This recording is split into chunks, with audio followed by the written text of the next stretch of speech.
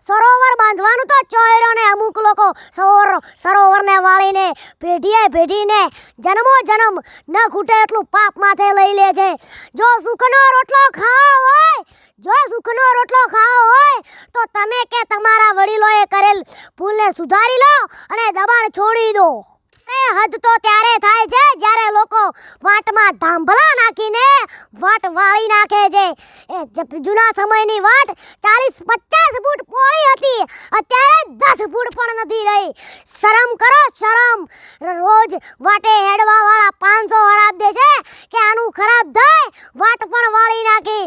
એટલા માટે કહું છું કે ઓછામાં ઓછી 20-25 ફૂટ તો વાટ રાખજો, નહીંતર તમારું શું થશે. અને કોકની વાટ ખોતરવા કરતા, કોકના શેઢા ખોતરવા કરતા ક્ષેત્રમાં કોમ કરશો તો ભગવાન બીજું ક્ષેત્ર લેવાની શક્તિ આપશે. જય શ્રી રામ.